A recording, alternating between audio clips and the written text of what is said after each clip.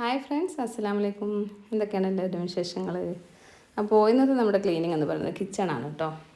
അപ്പോൾ ഞാൻ പറഞ്ഞിട്ടുണ്ടായിരുന്നല്ലോ കിച്ചണിൽ ഒരുപാട് പണികളുണ്ടെന്ന്. അപ്പോൾ അതിലത്തെ ഒരു മെയിൻ പണി എന്ന് പറയുന്നത് ഇതാണ് കേട്ടോ, സീലിംഗ് എടുത്ത് കഴുകുക എന്നുള്ളത്.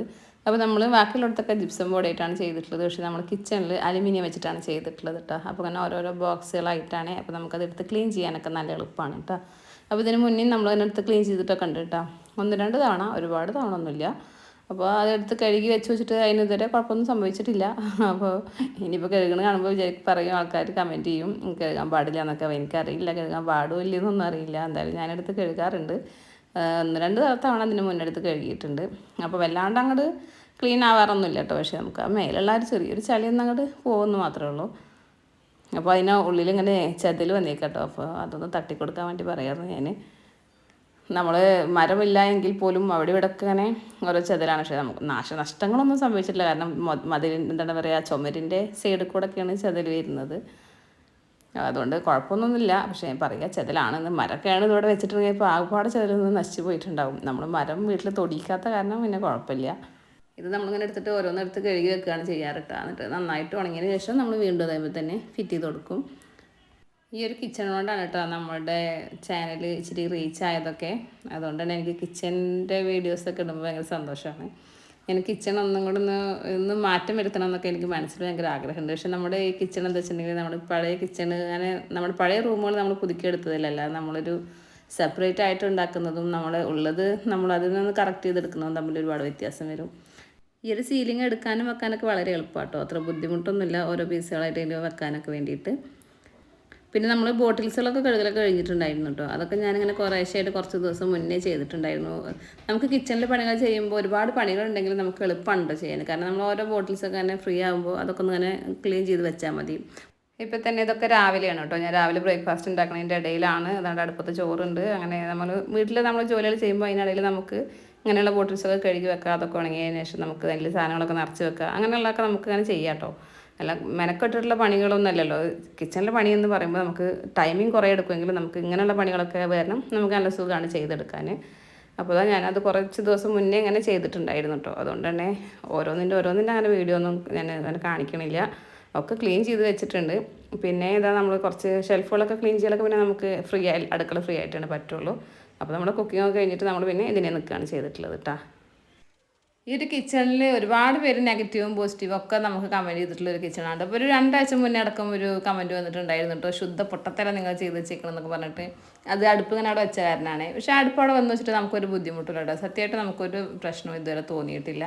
അപ്പോൾ ഞാനിങ്ങനെ തുടക്കുമ്പോൾ തന്നെ നിങ്ങൾക്ക് അറിയാം ഒരുപാട് കാര്യങ്ങളൊന്നും ഇതിനകത്തോ അല്ലെങ്കിൽ ഇതുമ്പോൾ ഒന്നും അങ്ങനെ ഇല്ല. ചെറുതായിട്ടൊക്കെ ഉണ്ടാവാതിരിക്കില്ലല്ലോ, നമ്മൾ അടുപ്പല്ലേ കത്തിക്കുന്നത്.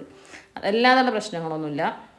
പിന്നെ ഈ ഒരു കിച്ചണിലുള്ള എനിക്ക് ഒരു പോരായ്മയായിട്ട് തോന്നുന്നത് എന്താണെന്ന് വെച്ചിട്ടുണ്ടെങ്കിൽ നമ്മുടെ കയ്യിൽ തന്നെ കുറേ നല്ല നല്ല സാധനങ്ങളുണ്ടാവും, നല്ല ഷോ പീസുകളുണ്ടാവുമല്ലോ, എന്തെങ്കിലുമൊക്കെ തന്നെ ക്യൂട്ടായിട്ടുള്ള ഐറ്റംസ്. അപ്പോൾ അതൊന്നും ഇങ്ങനെ നമുക്കിങ്ങനെ എന്താ പറയുക, അങ്ങനെ കാണിച്ചിന് വെക്കാൻ പറ്റിയിട്ടുള്ളൊരു ഷെൽഫോ അല്ലെങ്കിൽ അങ്ങനത്തെ ഒരു സംഭവം ഇതിനകത്തില്ല കേട്ടോ. ഫുൾ കബോർഡ്സ് ഇങ്ങനെ കവർ ചെയ്തിട്ടുള്ളതല്ലേ. അപ്പോൾ അതിൻ്റെ ഒരു ചെറിയൊരു വിഷമം എനിക്കുണ്ട് കേട്ടോ. കാരണം എൻ്റെ അടുത്ത് നല്ല നല്ല ഭംഗിയുള്ള സാധനങ്ങളൊക്കെ ഞാൻ ഈ കബോർഡിനകത്ത് വെച്ച് അടച്ചിട്ടേക്കാന്നല്ലാണ്ട് അതൊന്നും അങ്ങനെ നമുക്കങ്ങനെ നമുക്ക് പോലും കാണാൻ പറ്റുന്ന ഒരു രീതിയിൽ വെക്കാനുള്ളൊരു സ്പേസ് ഇല്ല. അത് ഇനിയിപ്പോൾ എന്തെങ്കിലുമൊക്കെ ചെയ്യാൻ പറ്റുമെന്ന് എനിക്കറിയില്ല. എന്തെങ്കിലുമൊക്കെ നോക്കണം ഭാവിയിൽ. ഇപ്പോൾ പെട്ടെന്നില്ലെങ്കിലും അത് പണ്ടത് ഇങ്ങനെയുള്ള ഐറ്റംസൊക്കെ നമ്മൾ ഇതിനകത്ത് ഇങ്ങനെ ഒതുക്കി വെക്കുക എന്നല്ലാണ്ട് നമുക്കതൊന്നും പുറത്തേക്ക് വെക്കാനൊന്നും സ്പേസ് ഇല്ലല്ലോ. പിന്നെ കിച്ചണിൽ ആകെ കരി പിടിക്കില്ല കേട്ടോ, ആകെ മെഴുക്ക് പിടിച്ചിട്ടുണ്ടായിരുന്നു ഈ ഒരു ചിമ്മിനിയുടെ ആ ഒരു ഭാഗത്ത് കേട്ടോ. നമ്മൾ ഗ്യാസ് ഹോബി യൂസ് ചെയ്യുന്ന ഭാഗത്ത് ഞാൻ പറഞ്ഞിട്ടുണ്ടായിരുന്നു മുന്നൊരു വീഡിയോയിൽ നമ്മുടെ ചിമ്മിനി കേട് വന്നേക്കുകയാണെന്നുള്ളത്. അപ്പോൾ അതുകൊണ്ട് തന്നെ നമുക്കിവിടെ ഒന്നാകെ മെഴുക്ക് പിടിച്ചിട്ടായിരുന്നു കേട്ടോ. പുറത്ത് വെച്ചിരുന്ന ഗ്ലാസ്സൊക്കെ ആകെ മെഴുക്ക് പിടിച്ചിട്ടുണ്ടായിരുന്നു. എത്ര ദിവസമായിരുന്നു ഞാൻ അവർക്ക് വിളിക്കുന്നത്, ഇതുവരെ അവരൊന്നും വന്നിട്ട് നേരാക്കി തന്നിട്ടില്ല. അതിൻ്റെ ഒരു ഭയങ്കര ടെൻഷൻ കേട്ടോ. ഞാൻ അവരിനെ എന്താ ചെയ്യേണ്ടത് എനിക്കറിയില്ല. ഞാൻ അവരുടെ പേരിൽ വല്ല കേസും കൊടുക്കേണ്ടിയിരുന്നാവും, അങ്ങനെ വല്ല വകുപ്പുണ്ടോന്നാവും. നമ്മൾക്കിങ്ങനെ കംപ്ലയിൻറ്റ് വന്നിട്ട് നേരാക്കി തരാതിരുന്നാൽ വല്ല കേസും കൊടുക്കാൻ. അങ്ങനെയാണെങ്കിൽ ഞാൻ അതും ചെയ്യും. കാരണം അത്രയും ദേഷ്യം വരണ്ടേക്ക്. 2 വർഷത്തോളമായിട്ടാണ് ഞാൻ അവർക്ക് വിളിച്ചുകൊണ്ടിരിക്കുന്നു ഫെബ്രുവരിക്ക്. ആരും ഫേബർ വാങ്ങരുത് കേട്ടോ, വാങ്ങിയവരൊക്കെ പെട്ടിട്ടായിരിക്കുന്നത്. ഇപ്പോൾ ഷോപ്പുകളിൽ പോയാലും ഫേബറൊന്നും കൊടുക്കുന്നില്ല എന്ന് പറയുന്നത്, കാരണം സർവീസിങ്ങിന് വരാത്തത് കാരണം. എന്തായാലും ഞാൻ വിളിച്ചിട്ടുണ്ട്, ഈ ബുധനാഴ്ച വരുമെന്ന് അവർ ഉറപ്പ് പറഞ്ഞിട്ടുണ്ട്. ഇനി ബുധനാഴ്ച വന്നാൽ കാണാം, ഇനിയിപ്പോൾ എന്താ ഉണ്ടാവുമെന്ന് അറിയില്ല. അവരെന്നെ അത് വന്ന് ചെയ്തു തരും വേണം. കാരണം നമ്മൾ വേറെ ടെക്നീഷ്യൻസിനെ വിളിച്ചിട്ടുണ്ടെങ്കിൽ അവർക്കൊന്നും അറിയില്ല എന്നാണ് പറയുന്നത്. എന്തായാലും പെട്ടുപോയി എന്ന് പറഞ്ഞ പോലെ ഒരു എക്സോസ്റ്റ് ഫാൻ വെച്ചാൽ മതിയായിരുന്നു വിചാരിക്കാൻ ഞാനിപ്പോൾ. എന്നത്രയും മെഴുക്കാവില്ലായിരുന്നു. എന്തായാലും അതങ്ങനെ അങ്ങനെ ഇതാ നമ്മുടെ ഒതുക്കലൊക്കെ ഒരുവിധമൊക്കെ അങ്ങനെ കഴിഞ്ഞു കേട്ടോ കിച്ചണിൻ്റെ. അങ്ങനെ നമ്മുടെ നനച്ചുള്ളിപരമായിട്ടുള്ള എല്ലാ പണികളും ഒരുവിധമൊക്കെ അവസാനിച്ചിട്ടുണ്ട്. അകത്തെയും പുറത്തെയൊക്കെ ഒരുവിധം സെറ്റായിട്ടുണ്ട് കേട്ടോ. അപ്പോൾ നമ്മളിത് അവിടെ കബോർഡ് ഇതൊക്കെ തുടക്കുകയാണ് ലാസ്റ്റായിട്ടൊന്ന്.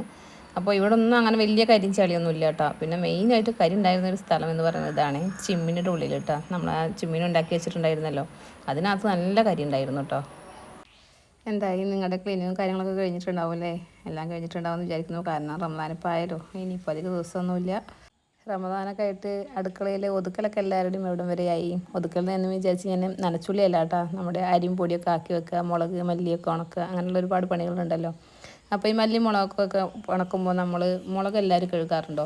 മുളക് നമ്മൾ കഴുകിയിട്ട് വേണം യൂസ് ചെയ്യാൻ കേട്ടോ. പലരും മുളക് അങ്ങനെ കഴുകാറില്ല, മല്ലിയും മഞ്ഞളും മാത്രമാണ് കഴുകിയിട്ടിട്ട് ഉണക്കിയിട്ട് പൊടിപ്പിക്കാറുള്ളൂ. അപ്പോൾ ഈ മുളകിന് അടിയിലൊക്കെ നിറയെ മണ്ണുണ്ടാവുകയെ നമുക്കത് അറിയാഞ്ഞിട്ടാണ് കേട്ടോ. നമ്മൾ അധികം ആൾക്കാരും മുളക് അങ്ങനെ ഉണക്കുകയാണ് ചെയ്യാറ്. അപ്പോൾ അതൊക്കെ ഞാൻ കാണിച്ചു തരാം കേട്ടോ, ഇതിൻ്റെ അടിയിലുള്ള മണ്ണും പൊടിയൊക്കെ. ഇത് നമ്മൾ കുറച്ച് മുളക് എടുത്ത് കഴുകേണ്ടതാണ് കേട്ടോ.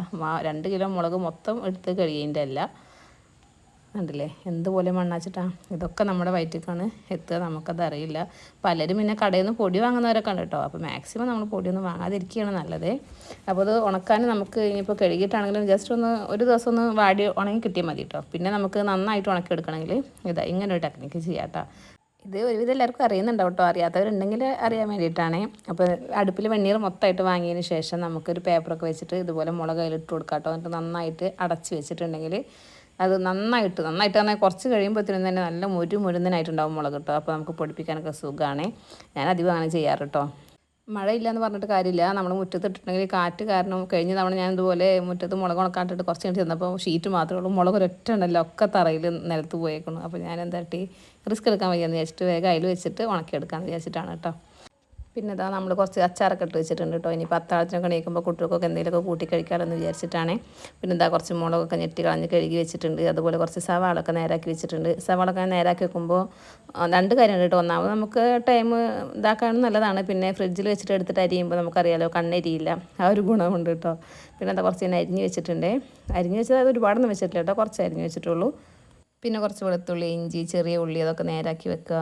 അങ്ങനെയൊക്കെ ചെയ്യുമ്പോൾ നല്ലതാണ് കേട്ടോ. കാരണം നമുക്ക് ഉള്ളി അരിയുക എന്നൊക്കെ പറഞ്ഞിട്ടുണ്ടെങ്കിൽ എന്തെങ്കിലും ഒരു പണി ചെയ്യുമ്പോൾ അതിൻ്റെ ഇടയിൽ ഭയങ്കര ഒരു മെനക്കടി പിടിച്ചൊരു പണിയായിട്ടാണ് എനിക്ക് തോന്നുന്നത് കേട്ടോ. അതുപോലെ തന്നെ നമുക്കിപ്പോൾ നോമ്പിന് നല്ല കുട്ടികളൊക്കെ സ്കൂളിൽ പോകാനുള്ളവരൊക്കെ അതുപോലെ അങ്ങനെ നമ്മൾ ഫ്രിഡ്ജിൽ നേരാക്കി വെച്ചിരിക്കുകയാണെങ്കിൽ നമുക്ക് സുഖമാണ്. ഫ്രീ ആയിട്ടുള്ള ടൈമിൽ നേരാക്കി വെച്ചാൽ മതി. പിന്നെ ഇതാ കുറച്ച് തേങ്ങ ഒക്കെ വറുത്ത് വെക്കുകയാണെങ്കിൽ അതൊക്കെ നല്ലതാണ് കേട്ടോ. അപ്പോൾ ഇതൊക്കെയാണ് ഇന്നത്തെ വീഡിയോ ഇഷ്ടമായിട്ടുണ്ടെങ്കിൽ എപ്പോഴും പറയുന്നത് പോലെ ഒന്ന് ലൈക്ക് ചെയ്യുക, ഷെയർ ചെയ്യുക, പിന്നെ സബ്സ്ക്രൈബ് ചെയ്യുക. അതെയാണ് ചാനൽ കാണുന്നുണ്ടെങ്കിൽ സബ്സ്ക്രൈബ് ചെയ്ത് സപ്പോർട്ട് ചെയ്യാം. അപ്പോൾ നമുക്കിനി മറ്റൊരു വീഡിയോ ആയിട്ട് കാണാം. ഇതുവരെ എല്ലാവർക്കും നമസ്കാരം.